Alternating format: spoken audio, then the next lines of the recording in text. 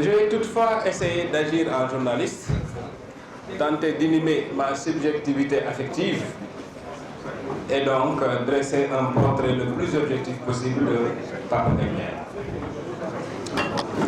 L'homme dont je vais vous parler, la quarantaine fière, arbore une tignasse devenue subitement généreuse, une tignasse poivre sel qui vire de plus en plus vers le sel, sans doute du fait de ses grandes responsabilités. Fils unique de sa mère, soutien d'une très grande famille, Pape Ngagne arbore une mine éternellement préoccupée, mais déchirée par un regard intense. À l'écran, il est carnassier, il est brut, il est brutal, il est brut de décoffrage. Dans la vie de tous les jours, il est drôle, il est taquin, il aime profondément sa femme, il adore ses enfants et il vénère sa mère.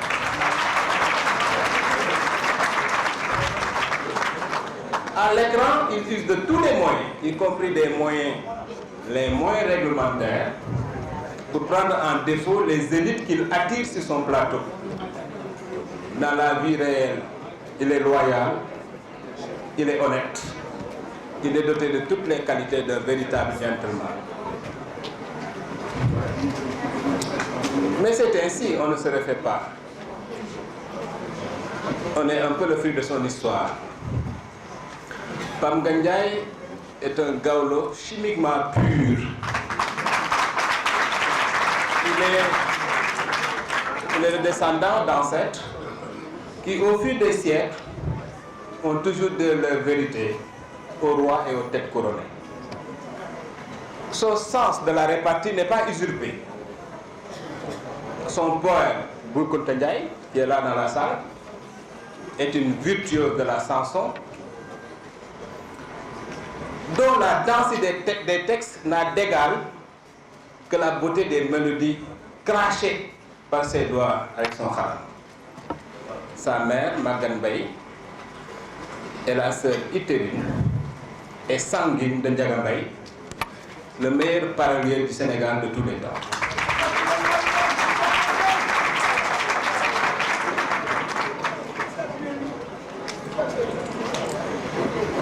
Pape Ngagne est doté d'un disque dur qui rejette la langue de bois, qui rejette tous les compromis verbaux louches et qui rejette toutes les formes de compromission. Ainsi, il est formaté. Il est têtu, il est droit dans ses bottes.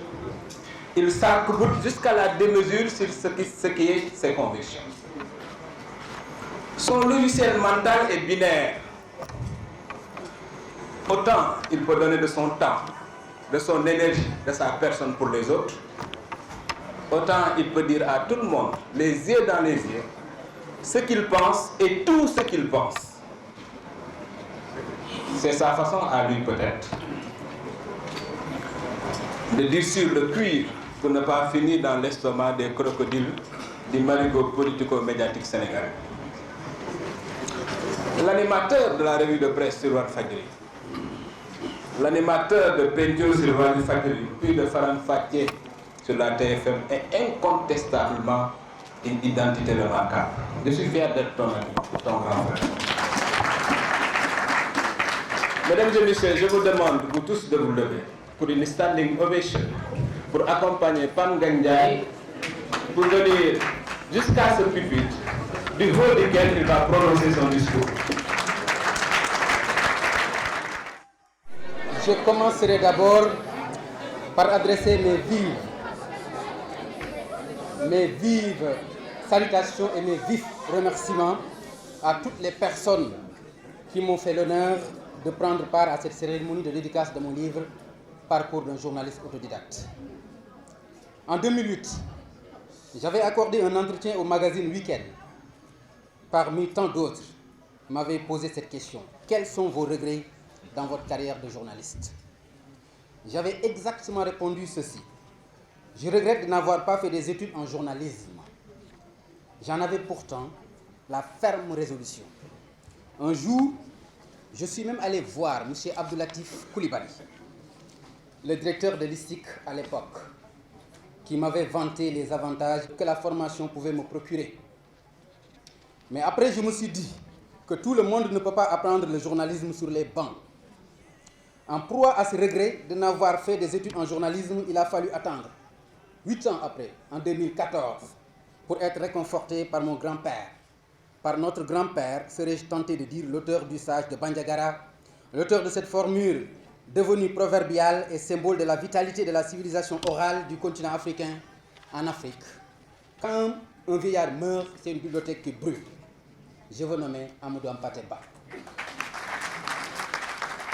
En effet, en lisant son livre à succès, Amkoulé, l'enfant Peul, je suis tombé sur ces 2 phrases qui sonnent comme une révélation, une réponse à mes états d'âme.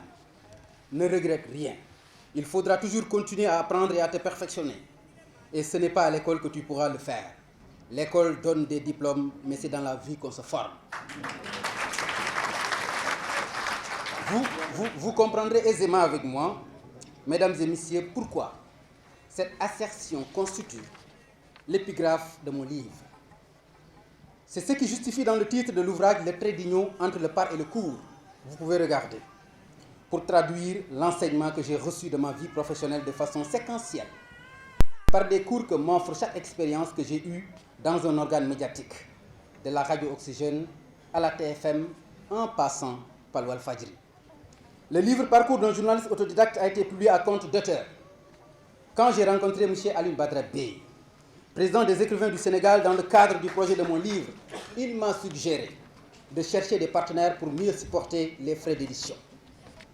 C'est ainsi que je m'en suis ouvert à M. Ndiagandour, directeur de la télévision Futur Média, qui a aussitôt cru au projet et a fait les démarches nécessaires pour faciliter la venue des sponsors. En effet, des sponsors m'ont accompagné dans ce livre. Je leur adresse mes vifs remerciements pour la confiance et surtout la patience. Ces remerciements vont également à l'endroit de M. Dr Abdoulaye Diallo, directeur de l'Harmattan Sénégal, qui a bien voulu publier mon livre. Qu'il me soit permis de donner une mention spéciale à M. Youssou Ndour, président directeur général du groupe Futur Média, artiste et artisan du développement, pour reprendre le titre de l'ouvrage que feu professeur Oumar Sankaré lui a consacré. Je profite de cette occasion pour rendre un vibrant hommage au professeur Oumar Sankaré, agrégé de grammaire et de lettres classiques, qui m'a fait l'honneur de corriger mon livre avant son rappel à Dieu qu'Allah l'accueille dans son paradis. Pour revenir à Youssou Ndour, j'éprouve de la fierté pour l'artiste en tant que Sénégalais, mais en tant que parent, ndax ay gawlo lañu. Quand je l'ai vu lors de son dernier Bercy, dans une salle archi-cambre, et devant un public suspendu au corps du siège de son génie musical, le sang gawlo que nous partageons a fait un tour d'orgueil dans mes veines. J'éprouve également de l'estime pour l'artisan du développement qui comprend bien que la réussite la plus éclatante est celle qui transcende notre propre personne pour déteindre sur les autres afin de leur permettre de se réaliser de la plus belle des manières. J'ai choisi Mamoudou Ibra Kane comme préfacier de ce livre pour ses compétences avérées, son éthique professionnelle et sa générosité intellectuelle en sa qualité de directeur général du groupe Futur Média. Je remercie à travers lui tous les membres du groupe Futur Média, de la radio RFM à la radio King FM. Je remercie également M. Madiambal Diagne, M. Mamles Kamara et M. Cheikh Yirim Seck pour leur lecture et remarques constructives sur le livre. Ces remerciements vont également à l'endroit de 3 amis d'enfance. En l'occurrence, M. Gorechan, maître forgeron à Tiwawan, M. Djibril Safi Seck, M. Professeur Lamine Diouk pour leur soutien. Je remercie enfin les personnes qui m'ont soutenu dans la discrétion et qui ont souhaité ne pas être nommées ici. Toutefois, leur nom est gravé dans mon cœur et dans la page de remerciements. Je ne saurais terminer sans partager avec vous 2 satisfactions, parmi tant d'autres que j'ai eu l'occasion de l'apparition de mon livre. La première satisfaction vient de son Excellence M. Macky Sall, à qui j'ai adressé le premier livre dédicacé en sa double qualité en sa double qualité de président de la République et de premier protecteur des arts et des lettres. La lettre qu'il m'a fait l'honneur de m'écrire résume bien le parcours d'un journaliste autodidacte. Je le cite. « Je vous félicite pour la qualité du contenu, mais aussi pour avoir eu la bonne idée de compiler dans un livre une sélection de vos émissions, des étapes de votre itinéraire professionnel et votre réflexion sur la pratique journalistique dans notre pays. Les différentes parties de votre livre constituent, au-delà des résonances autobiographiques, une bonne source pour lire l'évolution de notre système démocratique récente. La deuxième satisfaction m'a été rapportée par M. Hamidou Dia, pour ne pas le dire mon oncle tout court, qui m'a dit avoir trouvé mon livre entre les mains de M. Cheikh Hamidou Kane, l'auteur de L'aventure ambiguë, qui nous a procuré beaucoup de fierté. Mesdames et messieurs, je dédie ce livre, Parcours d'un journaliste autodidacte, à mon cher père El Hadj Boukounta Ndiaye.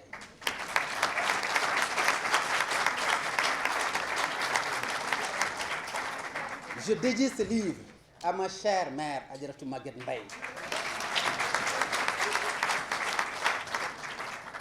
Je dédie ce livre à mon trésor, à ma femme, Fatou Mbow.